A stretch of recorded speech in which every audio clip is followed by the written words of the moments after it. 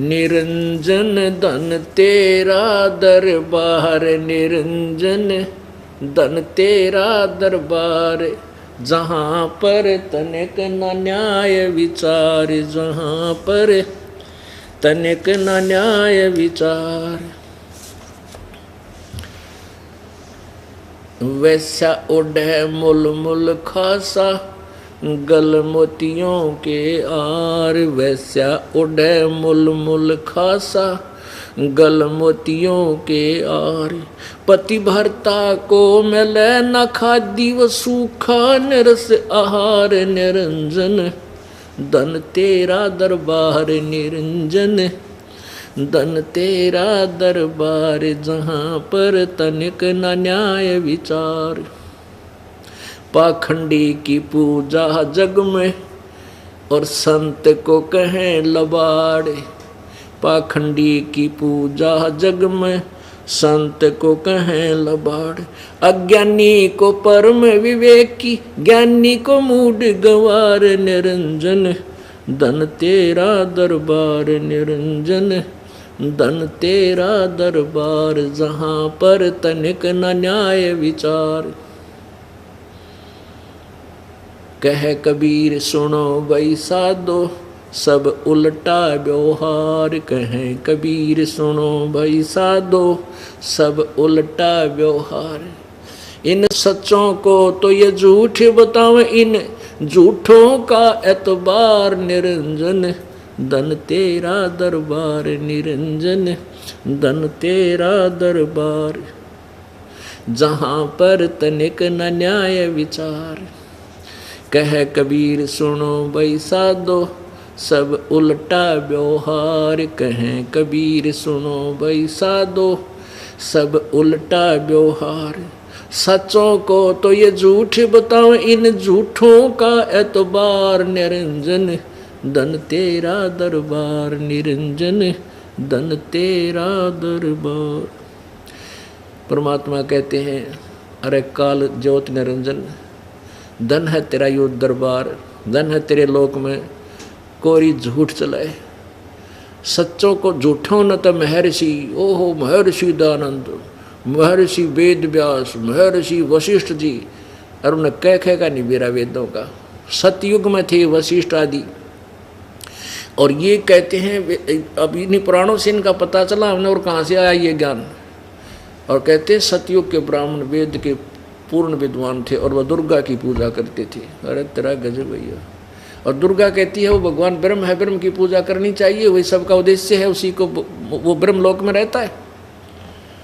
और परमात्मा कहते हैं ब्रह्म छोड़ पर ब्रह्म छोड़, हमने पूर्ण ब्रह्म की भक्ति करनी चाहिए जिसे पूर्ण मोक्ष होगा। उसको झूठा बताते थे। कबीर क्या जानता है, वो तो जुलाहा था, धानक था, हैं, और तबले लेकर गाता था, वो उठ पटांग बनाता था। अरे और तुमने किला तोड़ गए, तुम्हारा भी देख लिया, अब क्या बना गए तुम, सारी जनता को भ्रमित कर गए। अब इस दास के ऊपर इतना वजन पड़ गया, इन अज्ञानियों के अज्ञान को ढूंढ ढूंढ में बूढ़ा अच्छा कमाऊँ हैं और सच्चा ज्ञान बताऊँ, और मुझे इन्हों के तो नकम्मा है, गुंडा है, बदमाश है।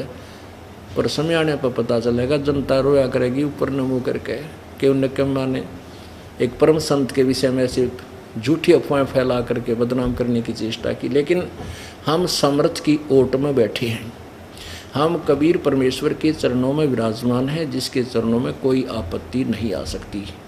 ठीक है, किसान फसल बीजता है तो फसल बीजता है तो उसमें आंधी तूफान आते रहते हैं, एक आधा पौधा टूट भी जाता है, लेकिन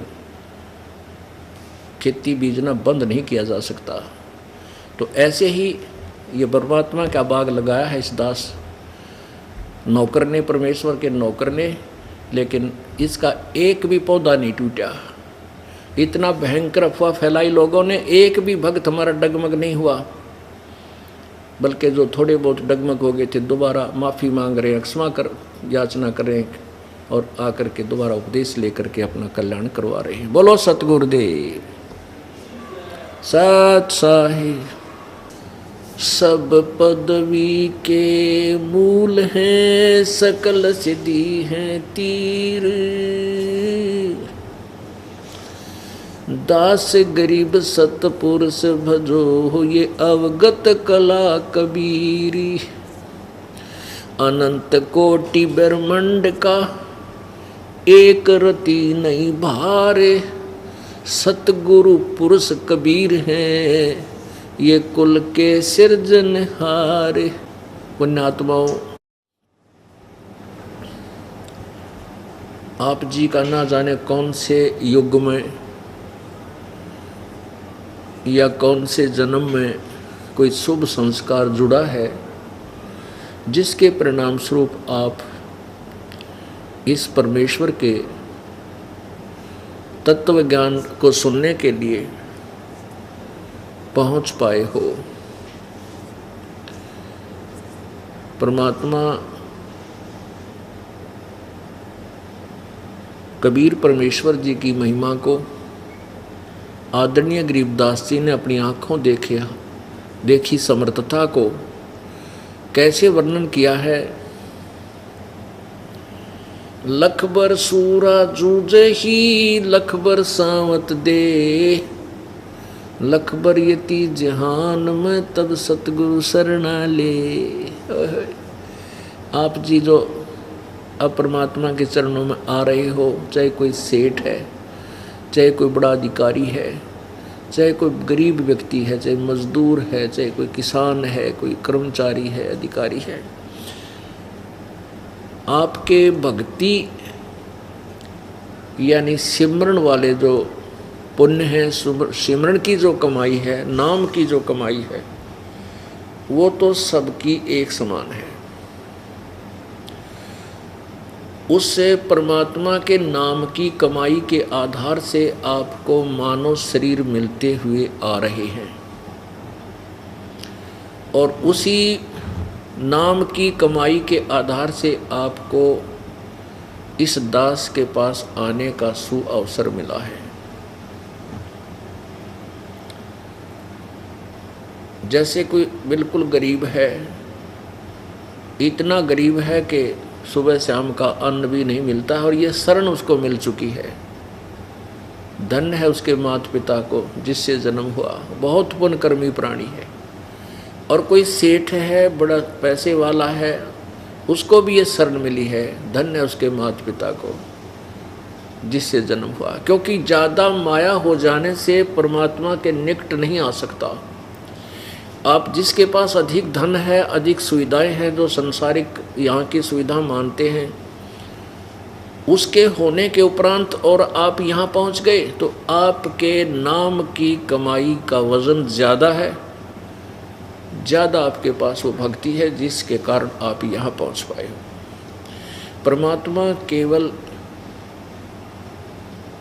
नाम की कमाई देखता है, उसी के आधार से वो अपनी शरण में लेता है। दूसरे आप जी जिसके पास धन नहीं है, संसारिक जो नकली सुविधाएं आपके पास नहीं हैं, और एक वो है जो ये शरण उसको भी ग्रहण हो गई है, उसको भी शरण मिल गई है प्रभु की, और उसके पास कार हैं, कोठी हैं, बड़े बड़े उच्च अधिकारी भी है।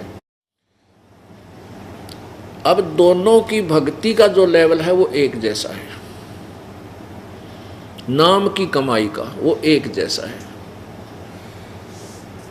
और जो धन का अभाव है या धन अधिक है, वो आपके पिछले जन्म के धर्म यज्ञ आदि जो आपने की हुई है उसमें अंतर है, वो नहीं कर पाए। जिनके पास धन नहीं है, जिनके पास आज माया अधिक है, उन्होंने पिछले जन्म में पुण्य गणे किए यानी धर्म गणे किए, धार्मिक यज्ञ करवाई, जैसे भी ये पाठ हो रहे हैं। तो पुण्यात्मा, आप दोनों ही परमात्मा के अति प्यारे हो। परमात्मा क्या कहता है, कबीरा सब जग निर्धना धनवंता ना कोय, धनवंता सो जानिए जिस पर राम नाम धन होए। तो आप राम नाम की कमाई के धनी बराबर हो जो परमात्मा के चरणों में आए हो। और ये कमाई आपने ना जाने कौन से समय में, किस जन्म में परमेश्वर के साथ रहकर या उनके द्वारा भेजे गए किसी दास तत्वदर्शी संत के साथ रह के कमाई की हुई है। अब आप यहाँ आ रहे हो, ये विश्व में एकमात्र शास्त्र अनुकूल साधना है जिसका सीधा प्रतिफल मिलता है और अत्यधिक मिलता है। अब जैसे आपको बताया है कि आप जी अपने घर से चलते हो इस स्थल पर सतलोक आश्रम में आने के लिए, और विशेष श्रद्धा और कसक के साथ, जैसे विद्यार्थी बालक स्कूल आता है, विद्यालय में आता है, वो चाहे किसी बड़े अधिकारी का पुत्र है, चाहे बड़े किसी राजा का पुत्र है या कोई गरीब का है, वहाँ वो केवल एक विद्या ग्रहण के लिए आता है और वो उसको यहाँ वह याद नहीं रहता बच्चे को कि मैं कौन किसका हूँ, वो केवल अपने आप को विद्यार्थी जानता है। और एक ही जैसे बेंच पर या फर्श पर, ज़मीन पर सभी विराजमान होते हैं, वहाँ एक ही जैसी सबके साथ व्यवहार होता है। तो इस भाव से जब आप सतलोक आश्रम में आते हो, आपका यहाँ आने में जितने भी कदम आपके, एक एक कदम जो आपका एक यज्ञ के तुल्य है। चाहे आप रेलगाड़ी में आते हो, चाहे आप कार गाड़ी में आते हो, चाहे पैदल आते हो जो आसपास के हैं, तो एक एक कदम आपका एक यज्ञ के तुल्य है। एक यज्ञ को करने में कितना समय लगता है?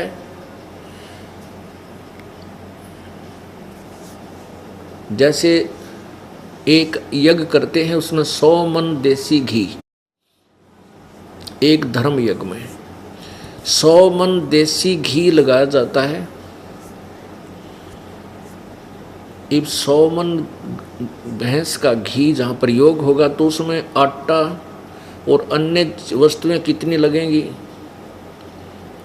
और भोजन भंडारे के लिए कितना खर्चा होगा, वो आप हिसाब लगा लो। तो वो पुण्य आपको एक कदम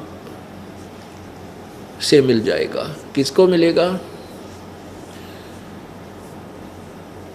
बिल्कुल अधीन होकर आएगा। संत दर्शकों चालिए तजमाया अभिमानी, जो जो कदम आगे रखे सो सो यज्ञ समान।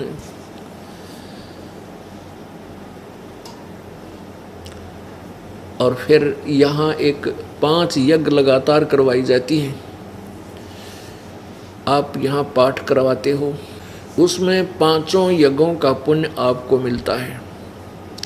एक यज्ञ है धर्म की, दूसरी यज्ञ है ध्यान, तीसरी यज्ञ हवन की, चौथी यज्ञ प्रणाम और 5वीं यज्ञ ये ज्ञान की है। इन 5 यज्ञ का फल आपको प्राप्त होता है। आप धनी हो रहे हो। जो पाठ नहीं करवा पा रहे हैं तो वैसे दान करते हैं, कोई ज्योति यानी हवन के लिए पैसे डालते हैं या वैसे दान करते हैं, तो उससे फिर भंडारा होता है। यह सब पुण्यात्माएं शास्त्र अनुकूल साधक यानी योगी भक्त, योगी माने साधक, सत साधक को योगी कहते हैं, जो सत साधना करते हैं। तो आप जी यहाँ आते हैं, भोजन पाते हैं, तो प्रत्येक का जो सामूहिक पैसा इसमें एकत्रित होता है या भंडार में लगता है, तो ये भी पुण्य आपको उसी रेशो में, उसी औसत में, अनुपात में प्राप्त होते हैं। फिर सिमरण का जो सतनाम, जो पहले मंत्र का जाप है उसकी कमाई, और फिर जो सतनाम का सिमरण जो दास आपको देता है, परमेश्वर कबीर जी का द्वारा दिया हुआ, बताया हुआ, उस एक श्वास के सिमरण की कितनी कमाई है। होय होय। कहते हैं सतनाम पालड़ रंग होरी हो, 14 लोक चढ़ावे राम रंग होरी हो, 3 लोक पास्यंग धर रंग होरी हो, तो ना तुले तुलाया राम रंग होरी हो।